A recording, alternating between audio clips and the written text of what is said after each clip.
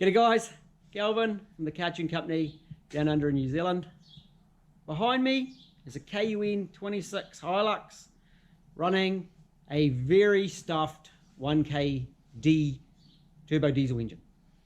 It had one of those little power boxes on it that tricks the computer, gives it more boost, makes it go better, blows them up a lot faster. So we're going to hook into this ute. It's going to get a UZ engine.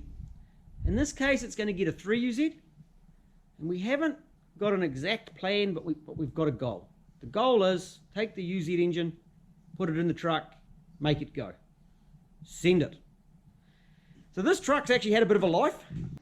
The owner actually shears sheep around the world, and he uses his ute. It's had several trays on it. This is, I think, number 3. I think his dad did 1 and he's done 2. Inside, nice and tidy. And there's a couple of parts sitting in it. We've kind of already got things underway. We've done some organising. We've got a body lift kit. We've got an engine. We've got a bell housing and a clutch. We've got engine mount parts. We've got fuel pumps. So that's kind of got things, a bit of planning happening. So we're going to get into this, get it underway, and try and keep you updated with a bit of progress as we go along. Because we're going to see a lot more of these vehicles converted going forward as they blow engines up. And there's another one backed up behind it to get another conversion as well. So the first thing to do today, very first thing, is to... Yep, it has begun.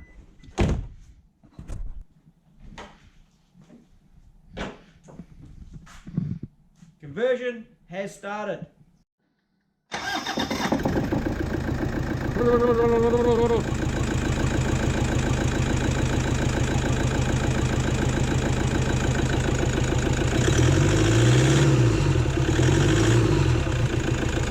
Runs really good on 3 cylinders. It's done 240 odd, 250 odd thousand K, so we can't complain too much. And that, oh, 260. And that certainly didn't help the cause. All right, let's get this thing out. Take this front panel off. Get this ball breaker out of the way, and get into this. Yep, this ute has been well used.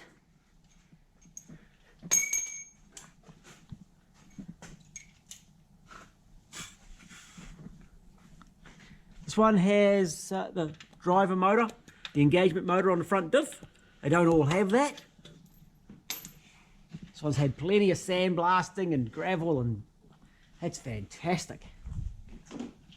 Funnily enough, that KD engine isn't covered in oil and crap. Actually looks pretty good. Yeah. Funnily enough, it's stuffed, but it's actually not bad.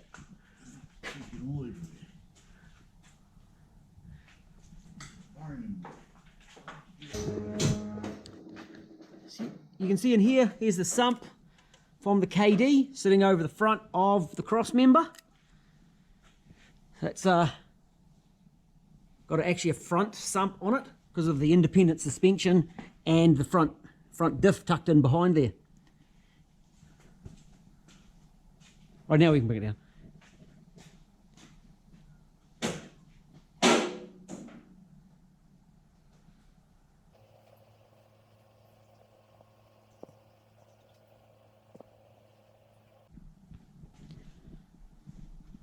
And see up here how he's done the wiring. Jason knows how to do it properly. Unplug it from in the cabin, pull it through the firewall. There's the wiring loom all sorted. It's going to need to pull through there a little bit.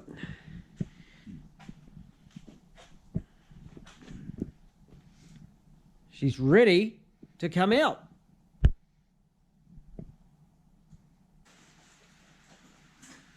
Or if I use that front nut, here's my reference.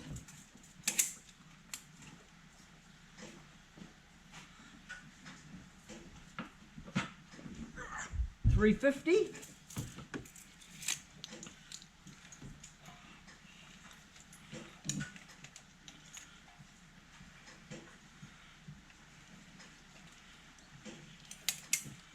What the heck? If I go to this side, what are we expecting? Are we expecting it to be the same?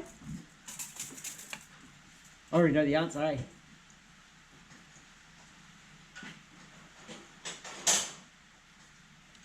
$375.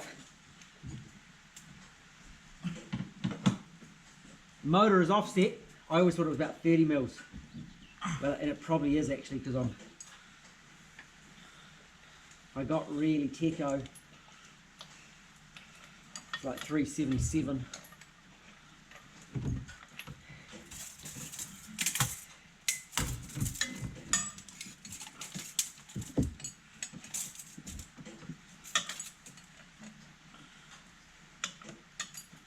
$350, $353.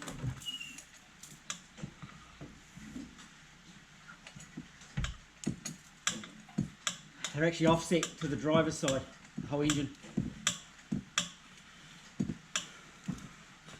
So technically, we want the crank nut to sit in the same spot. I need a vertical measurement too somehow. I got a sway bar. Well, in the same line. So if we do a body lift and we move the gearbox up 2 inches, 50 mils, 40 mils, whatever, depends whatever we do it. We just move the front nut as the same. So vertical's 310. Perfect. Easy. Easy peasy. So as long as we maintain whatever we do everywhere else, maintain that driveline angle, we're good.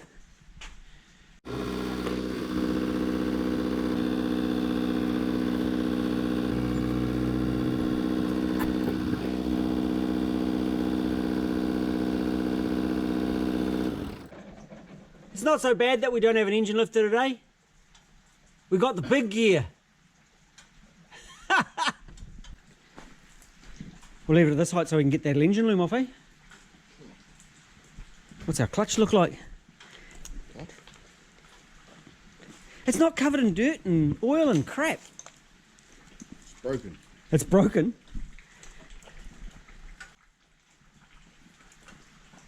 Something wrong.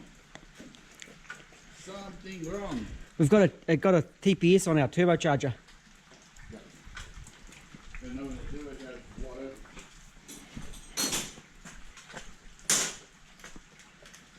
That's the way to do it. That is the way to do it, eh? The tractor. The tractor. I could get it right up above. It was pretty good. I just lifted it right up. I know. I saw you. I was there.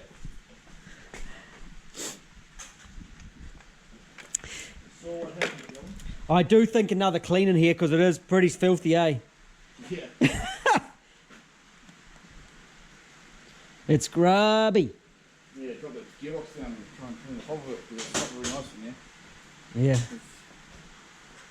Try not to fill up the cabin with water though through that grommet.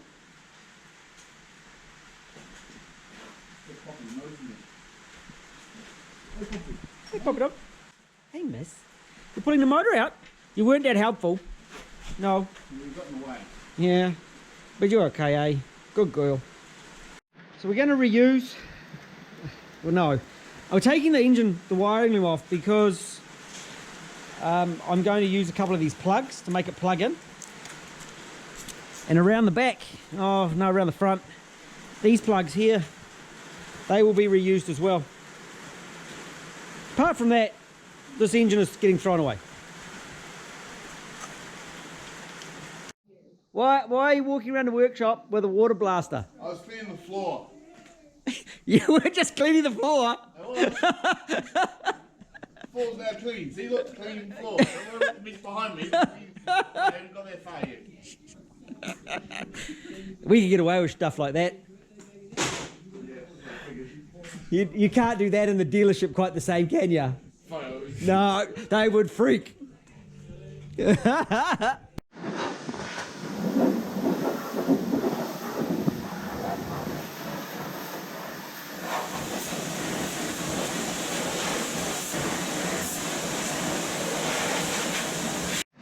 If there was that much water in the compressor, I'd be worried. So Jason, it's still wet. So Jason used to work for me. This is actually his third stint in my workshop. And we're good mates as well. He came from a dealership and he actually really enjoys, I think, being in this environment. I just say, do that job, and he gets in and he does it. And he's got great problem solving skills. But he's only here for a short time until he starts his own business. I'm looking forward to seeing that, because it's been neat watching him growing from being the boy next door, the Uncle Jerry's nephew, through to where he is today. And he's actually, though I don't think he'd like to admit it, he sounds like me on the phone. He doesn't talk to customers here, I don't let him. And he has a lot of the traits because he's worked with me for so long. So this truck's actually getting a 3UZ, which is really good. He's got the truck clean, got it clean and tidy, it's looking good. And we'll move on to doing the 3UZ. He's not in every day, just ticks in, and you've got other jobs to do, but we'll be ticking over on this one for the next 3, 4, 5, 6 weeks, however long it takes. And I'm trying to do a bit of an update each day as we're doing some work on it, or putting some days together to try and include most of what we would do on it. I also have done a wiring series on this, but that's part of the wiring information that I sell.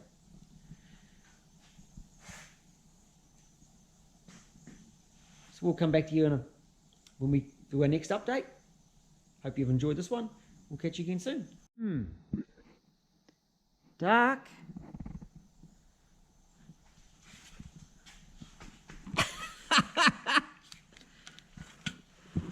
Someone left the torch on.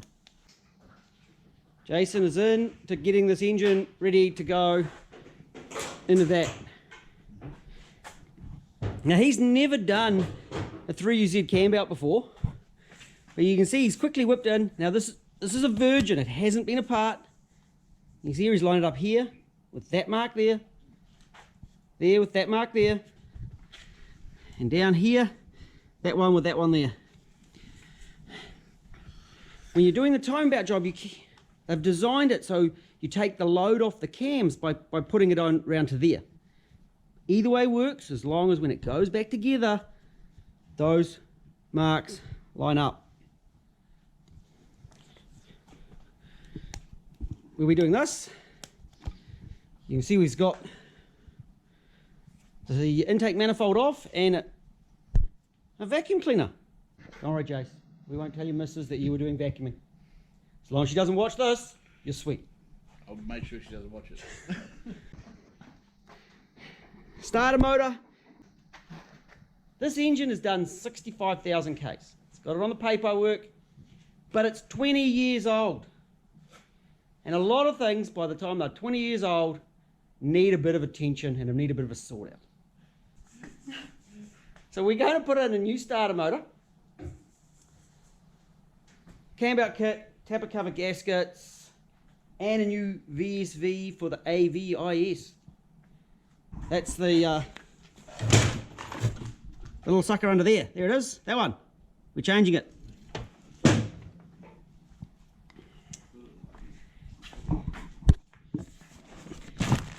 Genuine water pump, genuine bearings, thermostat, cam belt, AVIS, spark plugs, and a tensioner.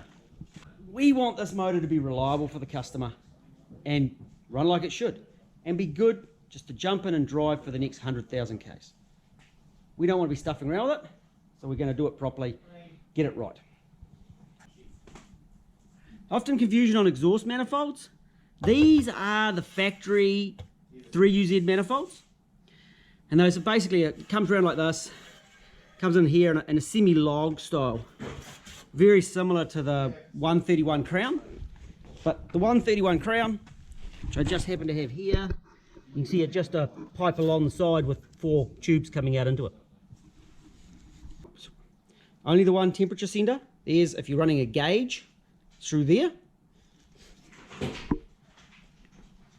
Right, and we'll be building a new starter loom at the same time. That'll be Jace's job for today as well.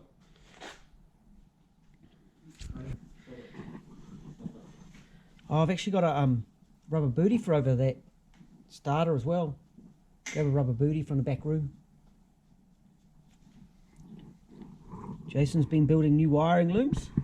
That's looking really good actually. Look at that, isn't that looking fantastic? Ray chemed it up. New starter motor.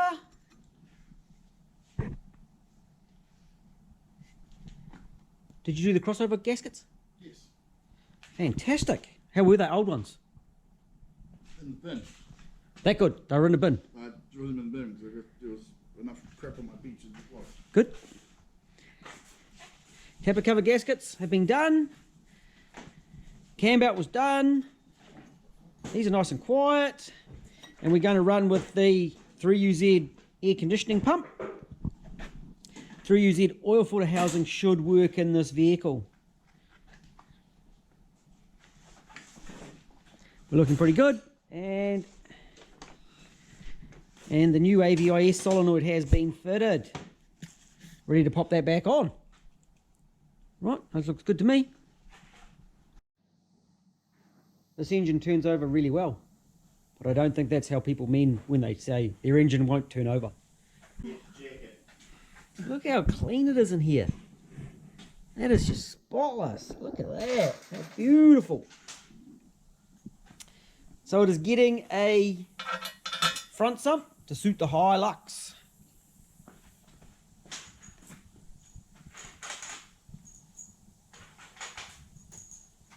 Probably can take these mounts off too. 3UZ ones that actually. Oh, wonder what that one's like in there. I think that one's going to be broken.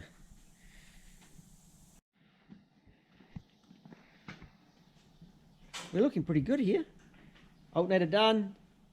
Power steer pumps getting rebuilt. Air conditioning pumps back on. Sorry. The sump is now a front sump. Blanked off there.